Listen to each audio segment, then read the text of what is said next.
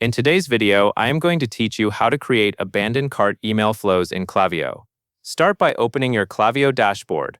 Once you are in, look to the left-hand sidebar and click the Flows tab. Flows are where Klaviyo automations live, and an abandoned cart flow is one of the most important because it helps you recover revenue from shoppers who started checkout but did not finish. Next, go to the top right corner and click the Create Flow button.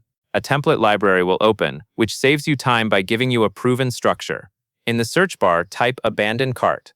From the results, select the standard Abandoned Cart Shopify template.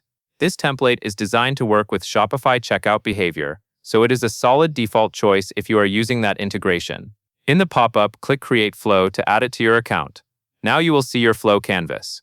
At the top is the trigger that decides who enters the automation. Click the Checkout Started trigger block to view its settings. This confirms the flow is listening for the right customer action, so people only enter after starting checkout. After that, click the Time Delay block. This delay controls how long Klaviyo waits before sending the first reminder email. Set it to the wait time you want, such as 1 hour.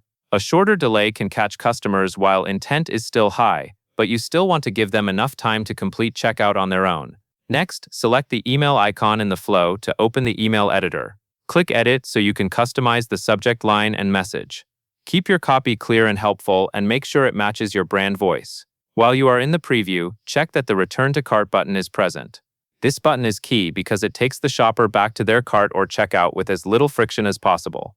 When you are finished, click Done in the top right corner to return to the flow. Finally, in the left sidebar, change the email status from Draft to Live.